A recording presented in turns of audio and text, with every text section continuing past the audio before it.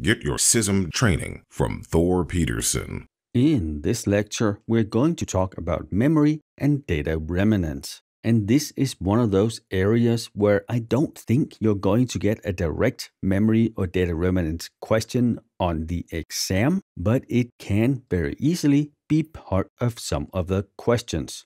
How you might see it would be something where they have a question, a scenario, and then one of the keywords could be volatile or non-volatile, or it could be flashed or programmable. And then with that keyword, you can find the right answer. So let's start out. Data remnants is what is left after we have done our normal removal and deletion of data. All data is just zeros and ones. Ones are on, zeros are off. And those are the bits that we use for our data. Memory works much the same. Each memory switch represents a 0 or a 1. And in most of our systems, we have many different types of memory, and normally the closer they are to the CPU, the faster they are. The closest and fastest would be the cache memory. Level 1 cache memory would be attached to the actual CPU, and level 2 would be directly connected to it. And this really is how deep the exam is. You need to understand all the concepts, how they work, what they do, but you don't need any deep technical detail. Then we have volatile and non-volatile memory. Similar, but distinctly different. Non-volatile memory is, not volatile, which means it keeps whatever it has stored even if we turn the power off. An example of this could be ROM, read-only memory. Most of them today are not read-only, but the initial ones were, hence the name. And you can sort of see the progression here. Read-only memory, programmable read-only memory, erasable programmable, and then finally electronically erasable programmable. Quite a mouthful, so we just used the abbreviations. PROM was a programmable read-only memory where it can only be written once. Most of the time, that would be at the factory, but it didn't always have to be. And these really are the early versions of ROM. Over time, people realized that it didn't make sense to have something that you can never update.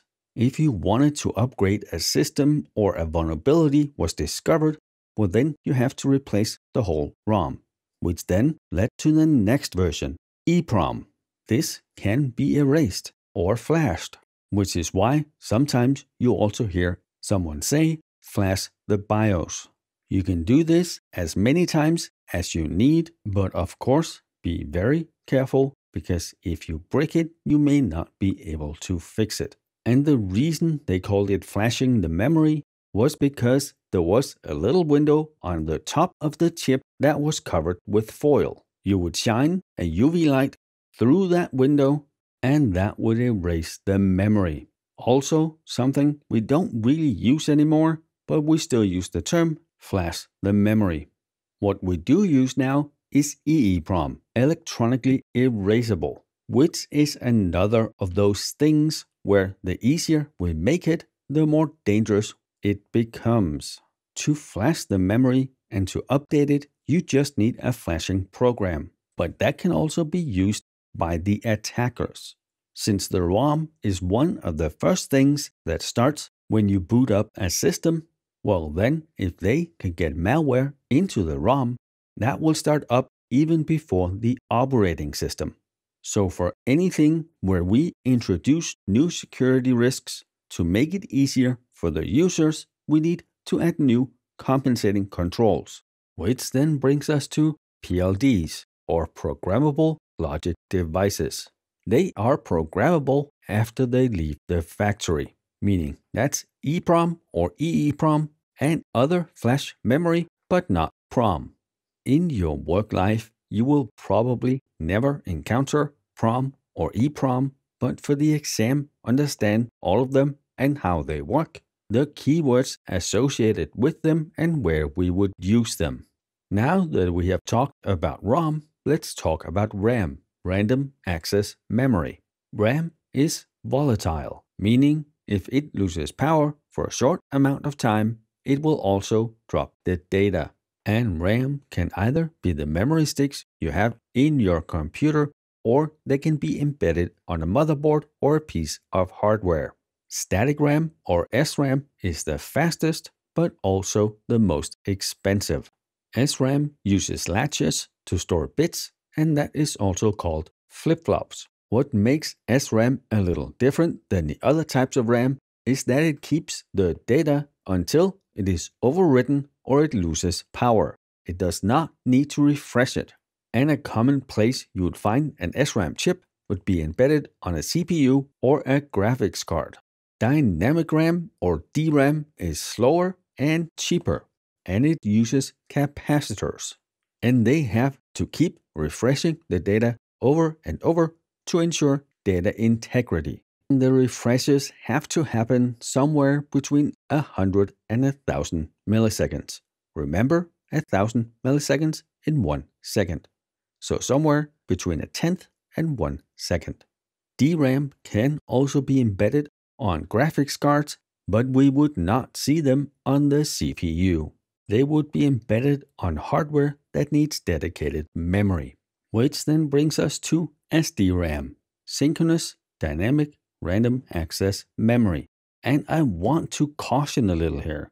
While we use DRAM, SDRAM, or all the other abbreviations in our day-to-day work for the exam, know both the abbreviation and what it means. So synchronous DRAM is a subset of DRAM. And this is what you would see if you open your computer up and look at the memory slots. You have the memory slots. There's a little piece of plastic you can push down to remove them and put new memory in. In most cases, that would be DDR-RAM, double data rate. Most of the ones you are going to see will be DDR3, 4, and maybe a rare 5. 5 is pretty new. Either way, SDRAM, DDR is what you have on a system, whether it be a workstation or a server. They sit in those little slots and they're pretty easy to remove.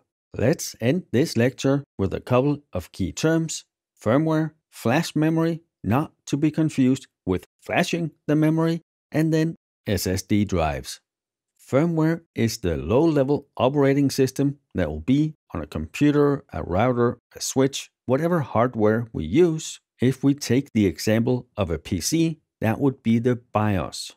And the lower-level operating system tells the systems how to boot up, what to launch, and it then launches the higher-level operating systems. That could be Windows or Mac OS or Linux or whatever you have on that system.